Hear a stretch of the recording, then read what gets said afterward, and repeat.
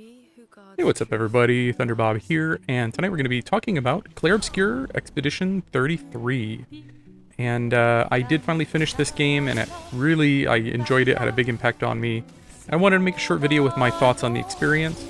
I don't really cover or even play that many turn-based RPG games these days. I don't dislike the genre, and games like Earthbound and Chrono Trigger are some of my favorite games of all time, but as I've gotten older, I found myself steering away from the genre. I find many of them are just overly long and kind of dragged out. You know, a game might have 20 hours of story and gameplay that's dragged out to 80 hours, and I don't have that many hours left in my gaming days these days. But I had Game Pass, and I saw Expedition 33 was available, and I've got a video with like the first 90 minutes or so. And, you know, I went in not expecting much, but honestly, the game really caught me by surprise and has really impacted me way more than I expected. I know this is kind of a critical darling and everyone seems to enjoy it, but this game really hit it out of the park for me. The gameplay, the soundtrack, the world, the characters, and the story all come together to create such an amazing and unforgettable experience. Let's talk about the developer, Sandfall Interactive, a small French indie studio, put together just this amazing game, and it's crazy what this tiny team, something like 40 or 50 people, was able to accomplish compared to AAA developers out there that require thousands of staff. And it really shows you what a team with a vision and drive and the freedom to pursue that is able to create. And I want to go through just kind of each of the components of the game one by one and talk about what I liked about it, what worked, and how it all comes together. So let's talk about the story to begin with. I think the story is a big reason why this game works so well, and I'm going to try to avoid spoilers outside of kind of the initial premise and talk in some broad terms about later game elements. And the setup here is essentially that the game takes place in a fictional Parisian city named Lumiere, and in this world, every year, the Paintress paints a new number on a monolith visible in the distance, and everyone who is that age or older dies. Also, every year, an expedition is sent out to try to investigate and stop the Paintress. This is an existential threat, as eventually, this will kill everyone in the city. And the game starts out with Expedition 33, the 67th expedition, setting out with you taking control of a character named Gustave, a character that looks so much like Robert Pattinson, it seems like it should be illegal. Immediately, when you land, the expedition is a disaster, with most of the group being slaughtered and only a few escaping. And you end up meeting up with several survivors of the massacre and also a few locals of the continent, as it is known, and you form a classic RPG party. From here you explore the continent and put together clues as to how to reach the Paintress and her motivations. They find notes from previous expeditions and fill in the gaps of the last few decades. You meet some locals, the Gestrels, that are these simple and silly creatures that add a ton of brevity to the narrative, and Nevrons that are mostly hostile and the main enemy of the game. The story starts simple, but becomes much more complex as you progress, and you deal with a lot of dark subject material. It covers things like loss and suicide, and what you would sacrifice to protect those you love, with a level of gravitas that few games I find can match these days. The game has a 3-act structure, and is filled with hours and hours of amazing cinematics, but each act ends with just a game-changing revelation that really pushes you to keep going. And I'm not exaggerating here, I think this is one of the best stories in gaming, period. It's well acted with superb voice acting and direction, and has so many hours of high-quality cinematics. The story really impacted me personally, as it hit really close to home. In the last 10 years, I've lost just a ton of loved ones. You know, all my grandparents are gone, both of my parents, 2 uncles. And all of the story is about what you would do to hold on to those that we lose. And it's one of the few games that I can say actually made me tear up and cry a bit. The ending, there's 2 endings here, I'm not going to spoil them, but they are both kind of the antithesis of each other, and both feel so perfect yet bittersweet. And I go back and forth, you know, is one of these the good ending and one of these the bad ending? But in reality, there's not really a good ending, there's not really a bad ending. There's just kind of 2 outcomes. And honestly, it was very emotional, way more than I expected, and probably, you know, the deepest and most emotionally affecting story I can think of this decade. So I think the story is maybe the first element that really drew me to this. That first hour in particular is just awesome. If you play that first hour and don't want to keep going, this game's probably not for you.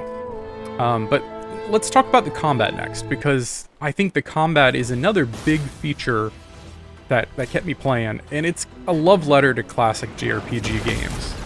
The combat is turn-based, but with some active engagement.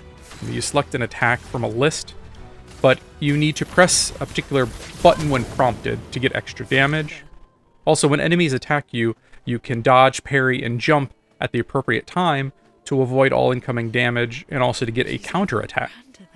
And some of these battles end up feeling like a rhythm game, where you need to pick the correct response to a dozen incoming attacks, and when you succeed, it feels just so awesome.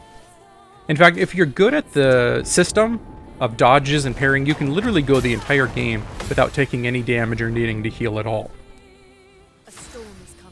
There are about a half dozen playable characters, and each one has some unique gameplay system. You know, one character builds up elemental stains as they use certain abilities, and could use those to pay and power their other spells. Another character has different stances that provide different offensive and defensive buffs.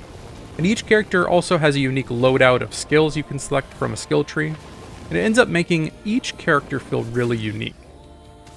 Each character also receives attribute points upon leveling, which you can distribute into the standard vitality, might, agility, defense, luck. But you'll find weapons that get empowered based on particular stats, much like Dark Souls, and it makes you really think about what weapon you want to use and what stat points you want to focus on. And that's really just a small portion of the customization system.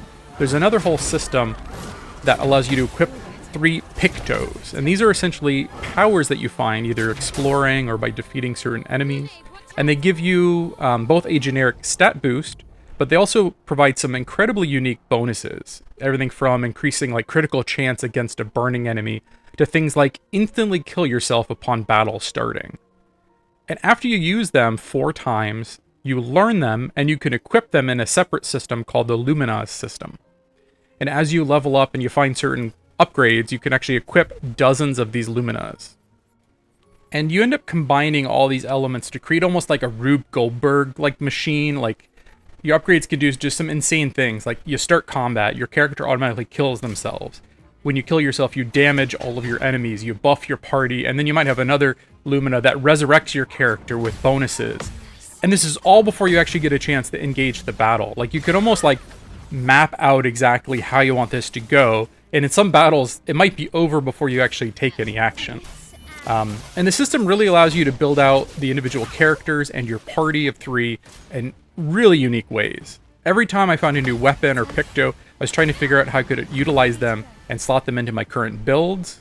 And the gameplay overall is simply amazing. It takes that classic RPG menu-based combat and adds a ton of active elements and gives you a degree of freedom in dictating how your character plays that few games in the genre provide. And beyond the gameplay, the actual world you explore is really incredible in Expedition 33. You know, coming from a French studio, this game initially takes place in Lumiere, this fictional Parisian-inspired city, but that French design really is explored in the entire game world. There are so many unique locations with completely different look and vibe and feel. It's really incredible a team this small was able to build out a world this large and unique. Every zone feels handcrafted with so many areas to explore and encounter and secrets hidden around every corner. The world has this ethereal, dreamlike vibe, full of impossible architecture and otherworldly sights. The game is split between zones, and to explore, you have to travel through an overworld that connects all these different areas. And the overworld feels like it's trying to emulate those old school RPGs like, you know, Chrono Trigger or Final Fantasy VII, where the world is kind of abstracted in the overworld with small representative characters. And here the camera is kind of pulled way back, and they kind of make it feel, you know, like it uses like this tilt shift effect and depth of field to make everything look like a diorama. But the whole world still feels really huge and alive. When you enter the individual zones, though, it's scaled to real life, but every area feels so unique and colorful, from these underwater zones to the snowy regions and possible dreamlike architecture. The game just continually adds new and amazing locations all the way to the very end of the game. And maybe my only complaint is the lack of a mini-map inside of the zones. I got lost a few times, but after a while you start to learn to follow kind of the clues the game gives you. A tip, usually there are lanterns along the main pathway, and they're missing along kind of the side paths with bonuses or extra bosses and that sort of thing. And there's just so much content in this game.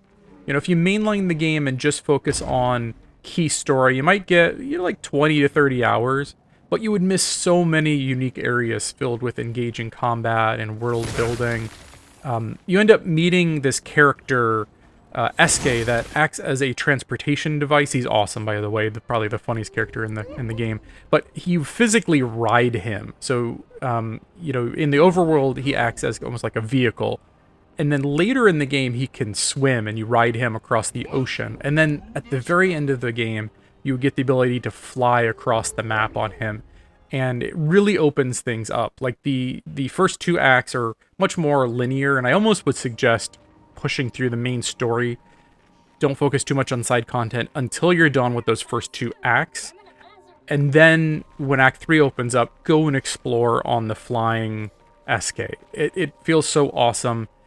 There's so much side content that opens up at that point. And the game world I just love. It's so amazing. Even after I've beaten the game, I'm still searching around for all the things I've missed and things I didn't experience. And I gotta say, the game looks absolutely amazing. The characters, the enemies, the gigantic bosses are all well designed and look amazing, all animated incredibly well. The world is huge and varied with these incredible vistas and haunting sights.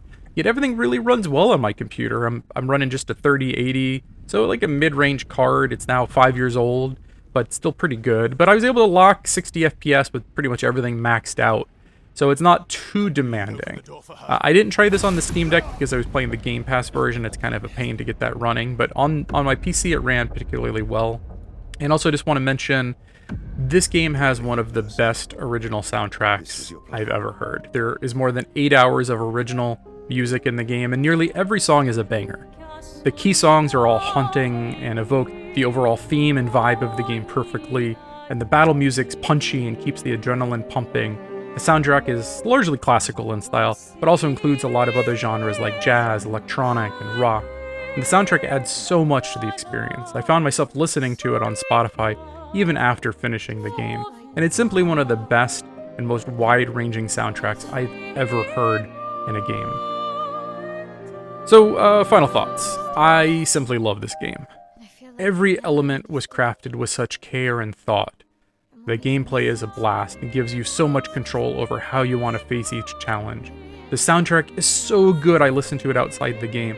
The game world is so huge and full of unique things to find and explore, and the story is simply unforgettable and really impacted me personally. One of the best stories I've experienced in the video game medium. And it's really all of these elements coming together just to create an incredible journey. And honestly, I love everything about this game, and I can't wait to see what this team comes up with next. So I'm just going to end it there. I do want to thank you for watching. If you enjoyed this, feel free to like, subscribe, drop me a comment with any thoughts, and have a good night, everybody.